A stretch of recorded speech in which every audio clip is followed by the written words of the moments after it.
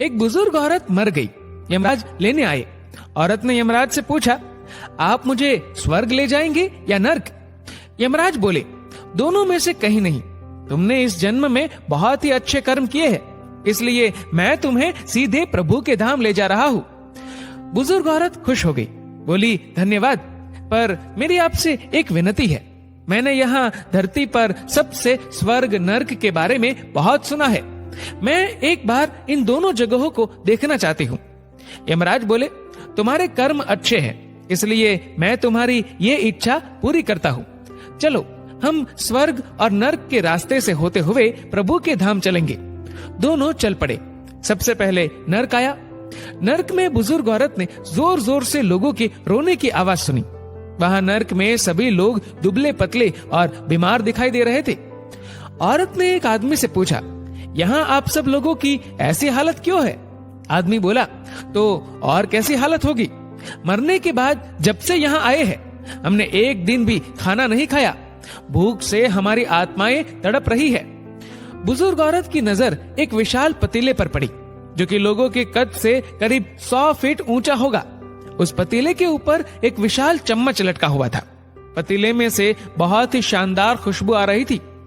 बुजुर्ग औरत ने उस आदमी से पूछा, इस पतीले में क्या है? आदमी मायूस होकर बोला, ये पतीला बहुत ही स्वादिष्ट खीर से हर समय भरा रहता है। बुजुर्ग औरत ने हैरानी से पूछा, इसमें खीर है तो आप लोग पेट भर के ये खीर खाते क्यों नहीं? भूख से क्यों तड़प रहे हैं? आदमी रो रो कर बोलने लगा, कैसे खाए? ये पतीला 100 फीट ऊंचा है। हम में से कोई भी उस पतीले तक नहीं पहुंच पाता। बुजुर्ग औरत को उन पर तरस आ गया। सोचने लगी, बेचारे खीर का पतीला होते हुए भी भूख से बेहाल है। शायद ईश्वर ने इन्हें यही दंड दिया होगा। अब यमराज बुजुर्ग औरत से बोले, चलो हमें देर हो रही है। दोनों चल पड़े। कुछ दूर चलने पर स्वर्ग आया। वहां पर बुजुर्ग औरत को सबकी हंसने व खिलखिलाने की आवाजें सुनाई दी। सब लोग बहुत खुश दिखाई दे रहे थे। उनको खुश देखकर बुजुर्ग औरत भी बहुत खुश हो गई। पर वहां स्वर्ग में भी बुजुर्ग औरत की नजर वैसे ही 100 फीट ऊंचे पतीले पर पड़ी जैसा नर्क में था। उसके ऊपर भी वैसा ही चम्मच लटका हुआ था। बुजुर्ग औरत ने वहां लोगों से पूछा, इस पतीले में क्या है? स्वर्ग के लोग बोले कि इसमें बहुत टेस्टी खीर है। बुजुर्ग औरत हैरान हो गई। उनसे बोली, पर यह पतीला तो 100 फीट ऊंचा है। आप लोग तो इस तक पहुंच ही नहीं पाते होंगे। उस हिसाब से तो आप लोगों को खाना मिलता ही नहीं होगा। आप लोग भूख से बेहाल होंगे। पर मुझे तो आप सभी इतने खुश लग रहे हो, ऐसे कैसे? उनमें से एक व्यक्ति बोला, हम सब लोग तो इस पतीले में से पेट भर के खीर खाते हैं। औरत बोली, पर कैसे? पतीला तो बहुत ऊंचा है। व्यक्ति फिर बोला, तो क्या हो गया? पतीला ऊंचा है तो यहाँ पर कितने सारे पेड़ हैं।